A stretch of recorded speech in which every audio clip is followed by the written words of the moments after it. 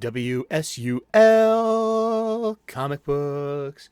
That's right, it's 3 p.m. U.S. Eastern, and it's time for the Comics Coffee Table. That's right, you asked for it.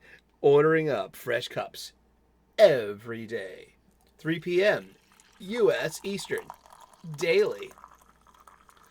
Talking about our hobby, comic books. We're taking a coffee break together, or your lunch break.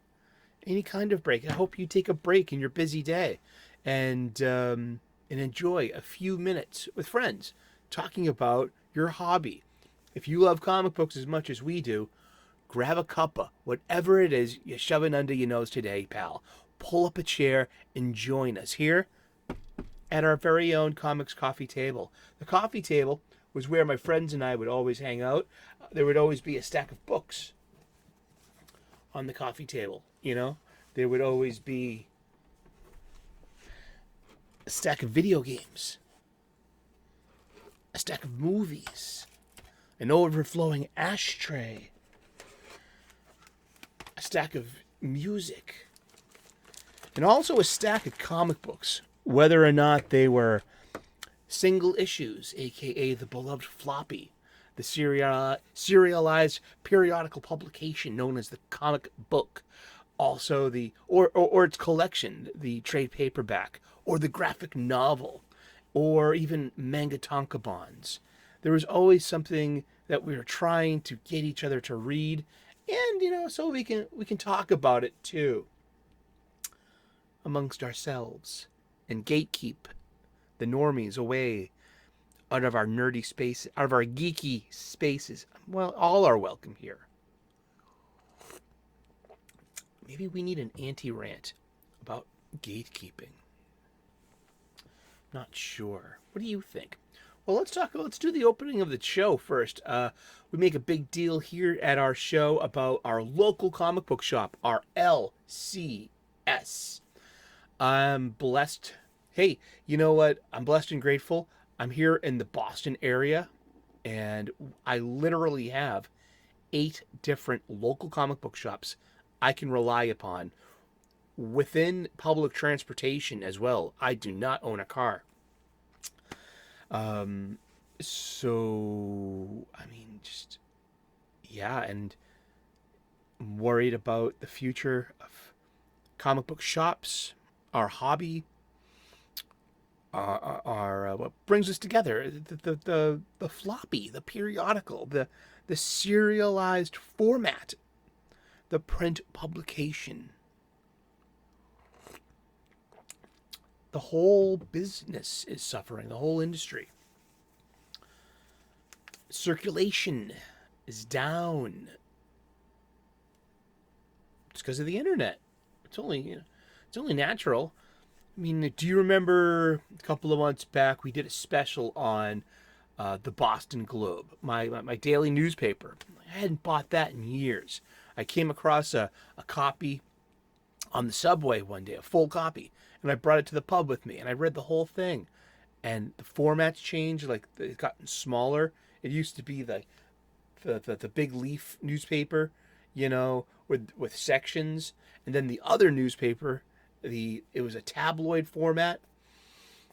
And the Boston Globe is $3.50 daily for yesterday's newsprint. You know what I mean?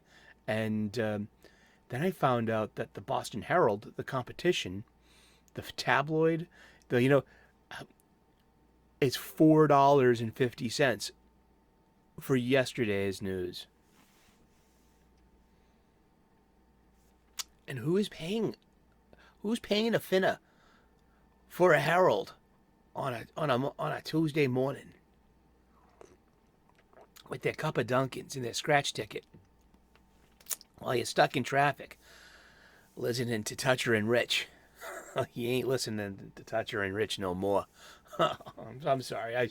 I like sports radio enough and grew up with it here in Boston. Sports radio, I don't know, what's sports radio like where you're from? Is it rabid? Is it insane? Is it crazy? Is it filled with, emotional men being emotional, talking about with passion about, who's on first, what's on second. I don't know. Third base. Oh, hey, yo, waka waka. But yeah, we love our local comic book shops. I go to mine every Wednesday. I try to, at least. Been been doing that off and on for all my life. Basically, like, well, kinda. I mean, in the 80s we had comic book shops, but I didn't go every Wednesday. I was lucky to go, like, on a weekend or, or whatnot. But as a grown up, just since I came back to comics in 2001, Wednesdays have been special. And tomorrow we're going to do tomorrow's Wednesday. Tomorrow we do the new release menu, which is always a fun episode because, I take you with me to the comic book shop and I remind myself of, like, oh my, this is out, that's out. Oh, I need supplies. I get my supplies at my local comic book shop. I do. I need bags, I need boards, I need boxes. I am reboxing, reboarding, rebagging my entire recent collection, my most modern collection, I guess, the one I got in this adult life. It started about 20 years ago. These boxes are 20 years old. These bags, whatever little boards I used, that was, within the past 20 years. So most of these boxes need replacing. Yeah, they just need to hit the refresh button on my comic book collection's condition. And along that way, since I'm literally handling every single comic book, judging whether or not it gets a new bag or or it's going to stay or it's going to go, because I've been getting around grading and pricing and getting, like, a really better sense of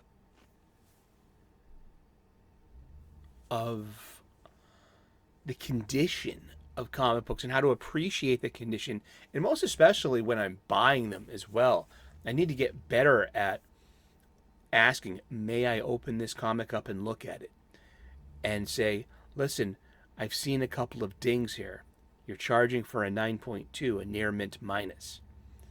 Is there any negotiation here? Do you have final negotiation power for the price of this back issue? And if not, may I speak to that person?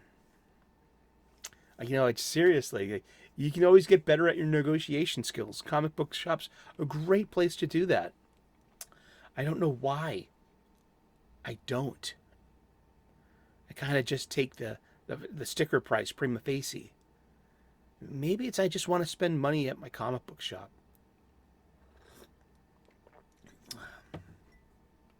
Seriously, I want to give them the patronage. They're mom and pop brick and mortar shops. They're local businesses. They're independent bookstores. In this world of the online supply chain and the big box stores and the mega bookstore chains, I love, appreciate, and respect the local bookstore, whether it's whether it's a cookbook store, somewhere, or even your very own local comic book shop. Treat it as such. Thank you so very much for tuning in. Let's get to it. Yeah. This is my bag of supplies, filled with bags and boards. I get all my supplies at the local comic book shop. I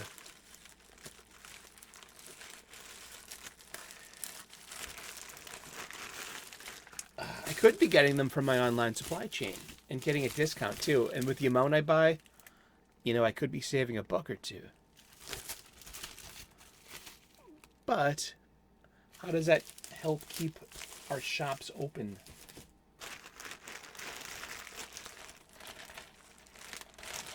We're in this together.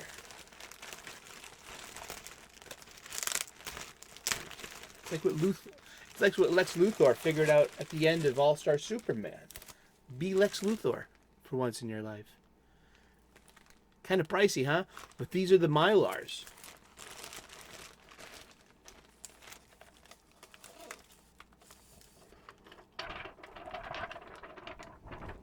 This is a Mylar snug.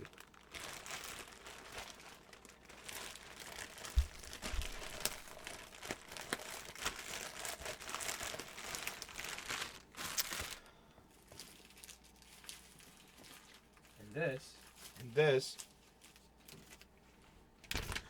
is a polypropylene snug. Let's look. Mylar, polypropylene. Archival quality will last several decades, if not perhaps hundreds of years. Will the paper inside? That's another set. That's another set of critical control points, if you ask me. And these are polypropylene, and they say to. Let's look this up real quick. So, one thing that we like to do here is we like to look at the wikis, and we like. Why change comic book bags? Why not? Why change? Left by itself, a comic book will become brown, brittle, and disintegrate. Well, that's a YouTube. How often do you need to replace comic book bags? It is recommended you change your comic book backing boards and bags every 3 to 5 years.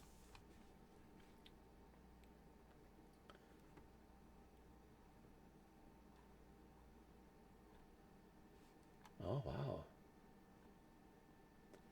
Now, BCW here, this is the Baseball Card World, and they supply...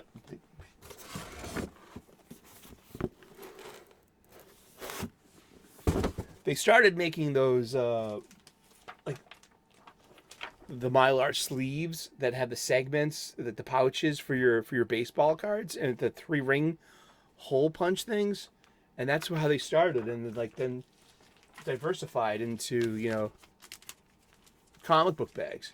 Yeah. The classifications of comic books. Comic books came into existence during the modern age of comics in February of 1934's release of Eastern Color Printing's Fabulous Funnies #1, Series 1. Wow. Indeed. Never knew that.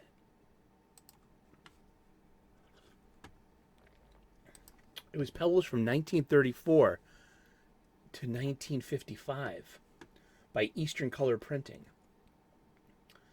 It was 10 cents, 100 comics, games, puzzles, magic, and featured Mutt and Jeff. Holy shit, have you ever heard of Mutt and Jeff? I mean, Mutt and Jeff's an endearing old fucking property, man.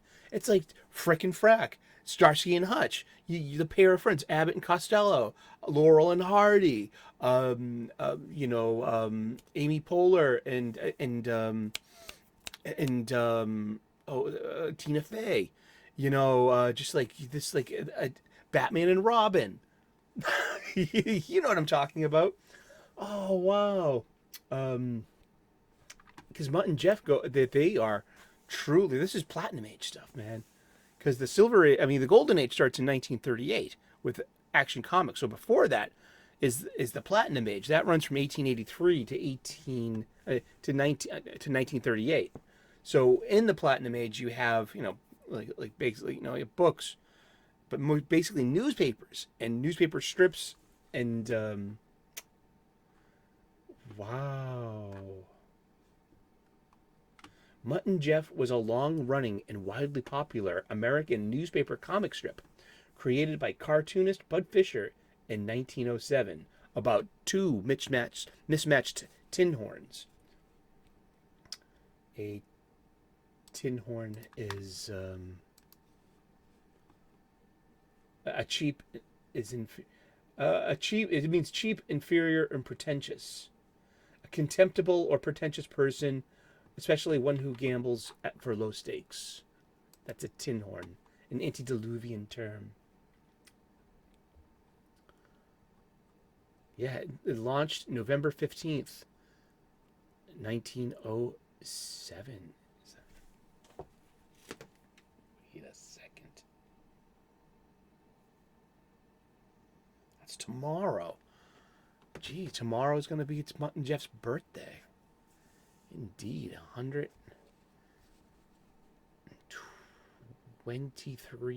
24 years old. Wow. It ended in June 26th of 1983. That's a really good. That's a good run. Al Smith drew the strip for nearly 50 years. The series eventually became a comic book initially published by All American Publications, as we know, as the sister company to National Publications. Those two companies merged to perform a bigger National Publications, which by 1967 get bought up by the Kinney Corporation, and then by 1978 renamed themselves to DC Comics. I love this stuff. And it was also later published by Harvey Comics and Dell Comics. Dell Comics published from 1929 to 1974. Wow, we never even talked about Dell Comics. We never talked about Harvey Comics.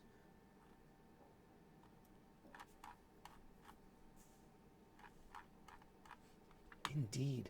But back to action. No, they said the Platinum Age here runs from 1897 to 1838. The Victorian Age from 1795 to 1899. Now this is BCW's classification of comic books at their website. This is their definition of comic books, but this is also for practical reasons, so you get the right bags and backing boards for in an appropriate size. Such as I bought these Silver Age boards by mistake. BCW, yeah. So I had to go and get some Silver Age bags. Or I could have returned them, you know. But I need bags anyway, so why not?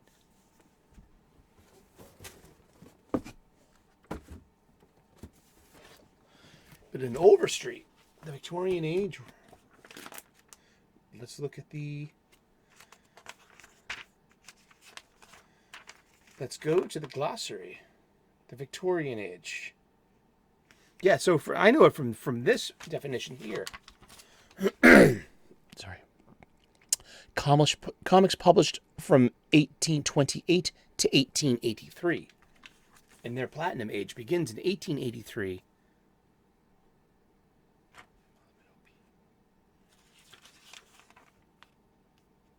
1883 to 1938. So it's as much as the Pioneer Age, comics published between the 1500s to 1828. The Platinum Age, comics published from 1883 to 1938. So that Victorian era. So they have the Victorian era listed from 1795 to 1899. Their Platinum Age is from 1897 to 1938. And then they have like the modern age of comics, which isn't our current modern age of comics. Their modern age would be the modern age of comics, you know, in that the usual dimensions. What was it? 8.5. What are the dimensions of a comic book? I should know this by heart by now. Someone's yelling it from the back row, and I'm like, you know. but they list the Golden Age from 1934 to 1955 for BCW Golden Age backing boards and comics bags. Silver Age from 1956 to 1969. And the Bronze Age from 1970 to 1979. And the Current Age from 1980 to present.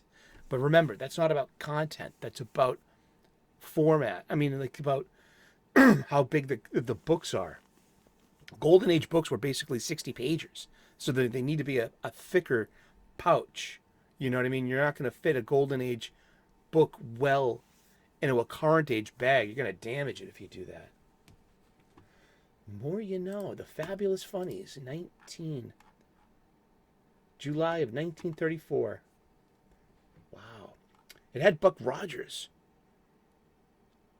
Keeping Up with the Joneses.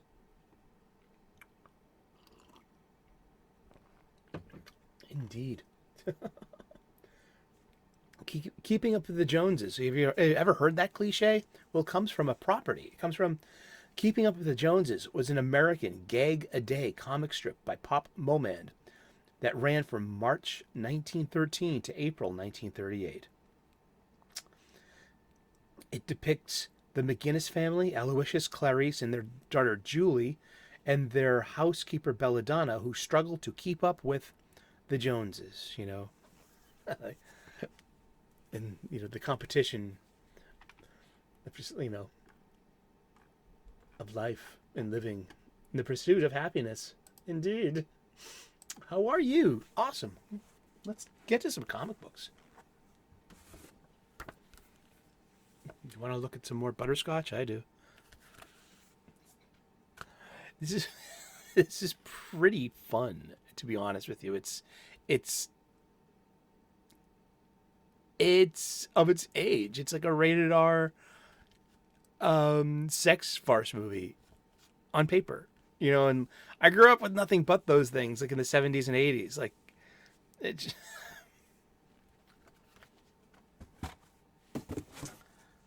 Let's see. We are...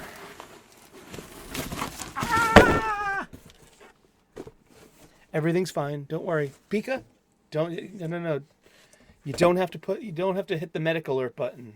I have not fallen, and I can get up.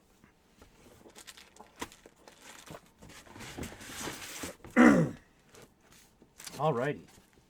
We are...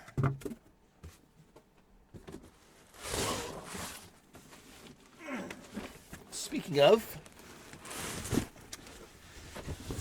the mission of the show, here's a great example of, this is one of my oldest long boxes. The corners are blown out. You can see that it's taken some hits, some damage. And that it needs to be replaced. This one's one of my oldest long boxes. It's the closest to being 20 years old. I got this last year at the first annual Wicked Boston Comic Con at April 2022. I've always wanted this issue. This is a 9.2. This is the first appearance of Superboy Prime. One of my favorite characters. Cover dated November 1985. DC Comics presents. I love this. This was Superman's team up book. Batman had Brave and the Bold, and then Superman. You know, there was just a little bit more. It was more Superman based over at DC Comics presents, and we found out about Earth Prime. This is the same Earth Prime that we've already found out about. This is not the first appearance of Earth Prime. That happened back in the Silver Age, or the... Let's look it up real quick. This is why we have the intro poop. To the intro of Pika. Earth Prime. Let's see how many Earth Primes we get. Prime.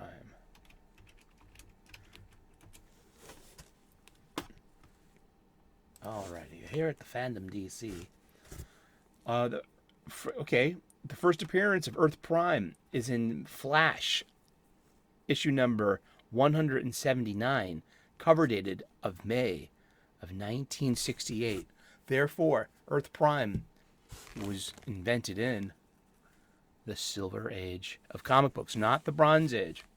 It got used more in the Bronze Age. And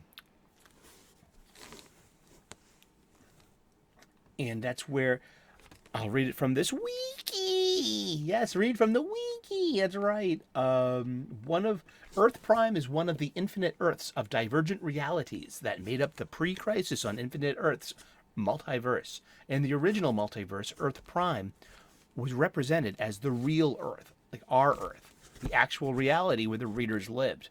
DC Comics operated as a publisher, and all superheroes are fictional, with the exception of Superboy Prime and a hero named Ultra. And Flash accidentally traveled there from Earth 1. He was stranded. He contacts DC Comics editor Julius Schwartz, who helps him construct a cosmic treadmill to return to Earth 1. Eventually, it was stated that the writers of DC Comics of Earth Prime unconsciously based their stories on the adventures of the heroes on Earth 1 and Earth 2. And then it goes on,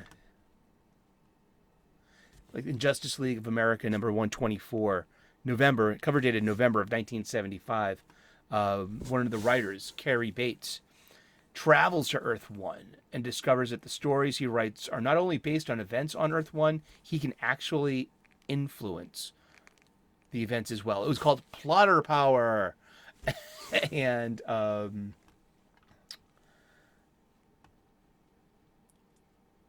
interdimensional trip temporarily turns Bates into a supervillain, and he quickly kills the Justice Society of America. Luckily, fellow writers Elliot S. Magan, with the help of the Justice League and the Spectre, is able to restore matters on both Earths.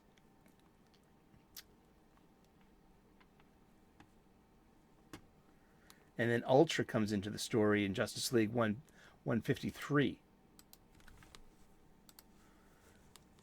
And Ultra was supposed to have been, and that was a cover date of April of 1978. So Ultra was originally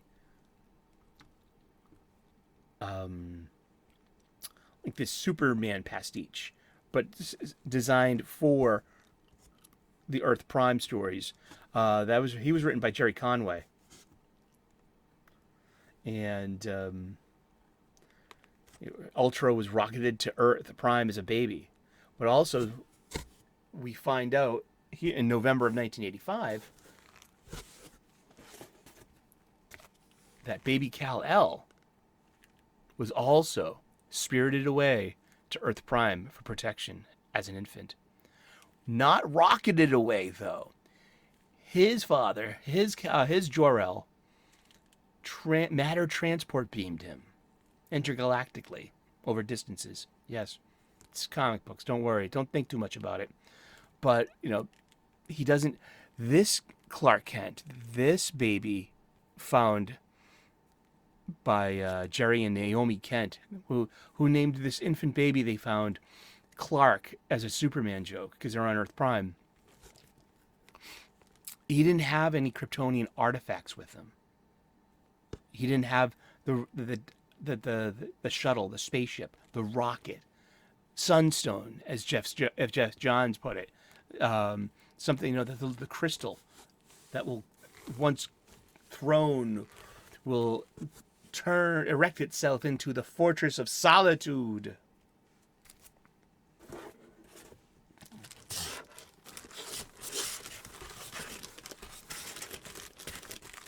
Yeah, let's talk about Planetary. Issues 26 and 27. It's got a little bit of a bow to it, though.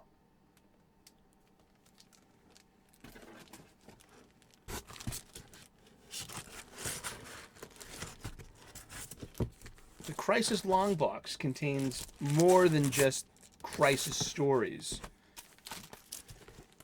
It contained a lot of things that I thought were pertinent to what was going on in the crisis stories, too, at the time.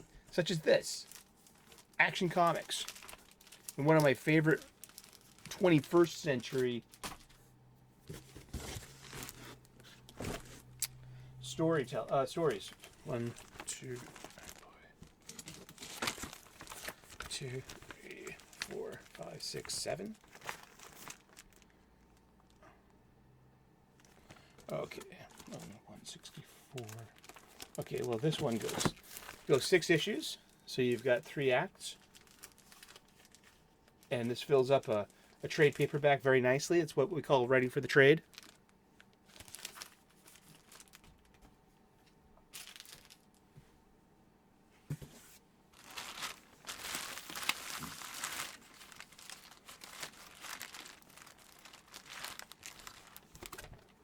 Prep some bags and boards. So let's look at these. We've got some bow. That can be easily pressed out, though. These are in really good condition. What we do with bags, we crumple one up, put one, and we just fill that bag up. This is Superman and the Legion of Superheroes, written by Jeff Johns with stellar art by Gary Frank. Late December. This is cover dated late December 2007.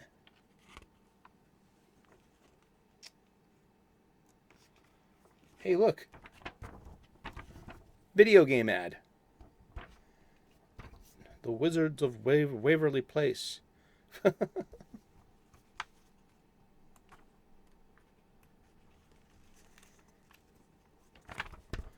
It's the kids' WB on Saturday morning. Saturday morning cartoons. Exactly. We have the Spectacular Spider-Man, which was a great show. And so it's funny with the Legion of Superheroes. See, like 3008 AD. So it's kind of like, a sliding rule that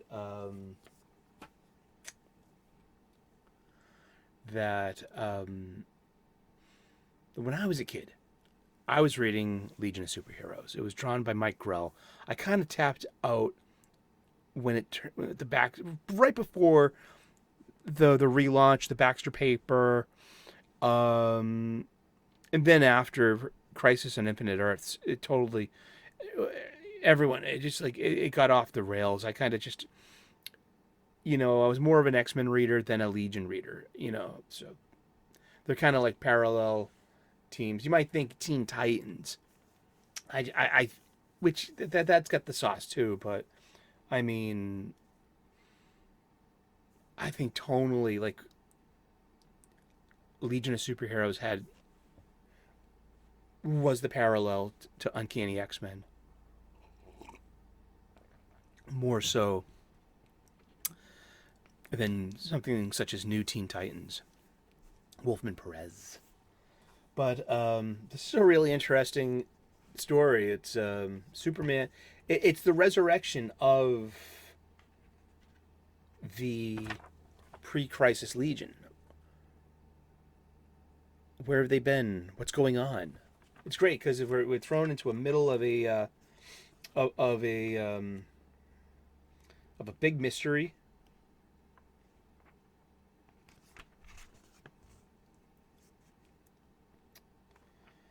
And Superman is pulled into the future.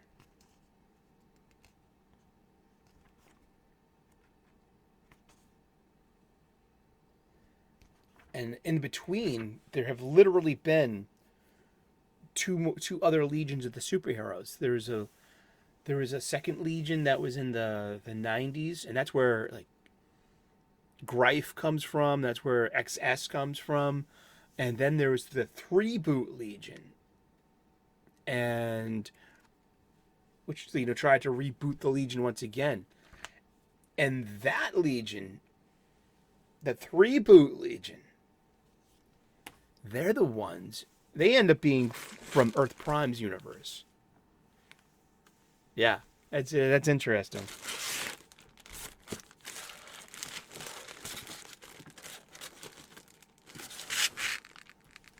Let's get some bags of this.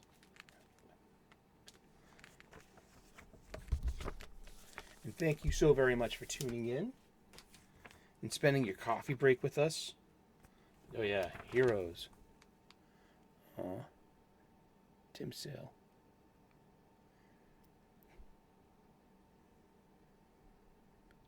Legion flight rings. Teen Titans Go. And Ben 10. I never got into Ben 10. I was too old for that stuff. Still a good book. Jeff Smith's Shazam and the Monster Society of Evil.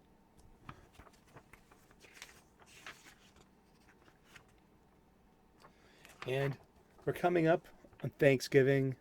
So here's the Carlos Pacheco famous JSA, JLA, and that wonderful window into a what? Power Girl? I was got Days by Power Girl. Hey, look, video game ad. Hey, look, video game ad. Yeah, it's the Indicia here. What does that say? Oops.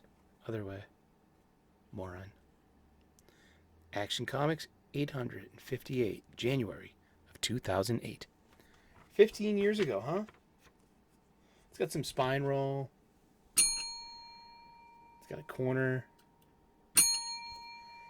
But beyond that, looking pretty good. I wonder what this would be. Would this be like an 8.0? It's definitely not that bad.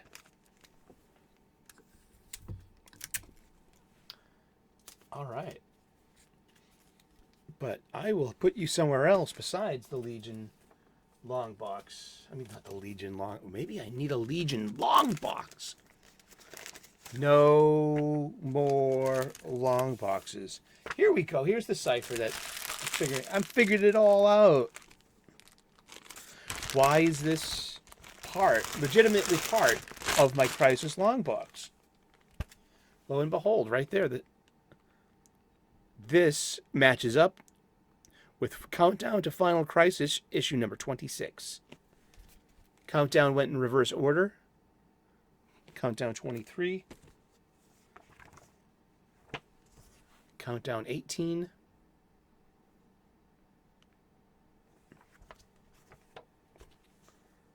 Countdown 13.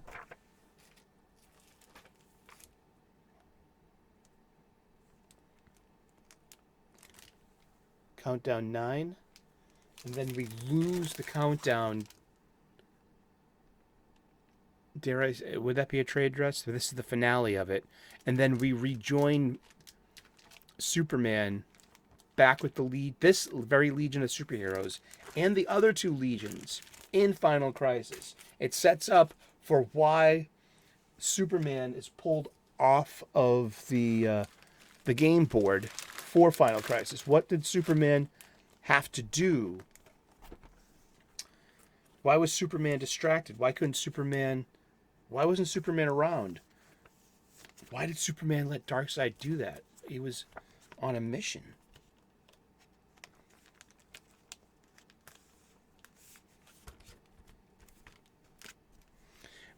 And maybe in hindsight too, Superman and the Legion of Superheroes is a great example of just fanaticism, gatekeeping, redacting history, repurposing someone else's words and intentions for nefarious purposes. Especially with Earthman and the anti-alien sentiments on Earth at that time. And this is all allegory. This is none of this is really based upon real life events. This is just all all right, let's set a story in the 21st and then 31st century. The Legion backups. We had to go to the Legion of Substitute Heroes. We needed their help. Look, snack food, cartoons.